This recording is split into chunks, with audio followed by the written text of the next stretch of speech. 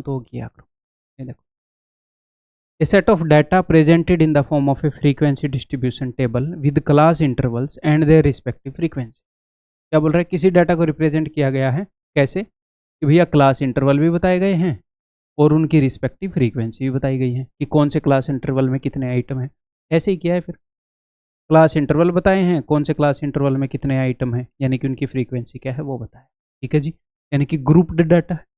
Okay, the lower boundary of the model class was this. ठीक है, the frequency of the model class was this. The frequency of the class interval just preceding the model class, model class से पहले वाली class की frequency ये है, model class की frequency ये है, और frequency of the class interval just succeeding the model class, model class के बाद वाली जो क्लास है उसकी फ्रीक्वेंसी ये है। What was the width of the model class, तो मोड का फॉर्मूला यहां पर काम आए। तो भैया मान लो ये अपनी मॉडल क्लास है, मॉडल क्लास की frequency, frequency of model class, एक मॉडल क्लास है उसकी एक फ्रीक्वेंसी, तो frequency of the next class, यहां पर है frequency of the previous class.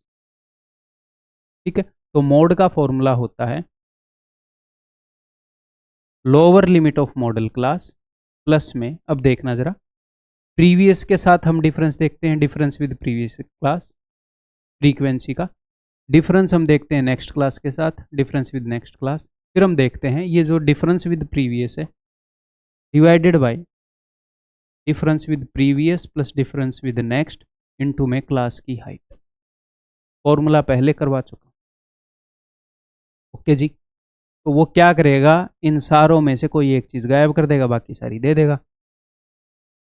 तो देखें क्या दिया है उसने, मोड है इतना 48.5 का। ठीक है जी,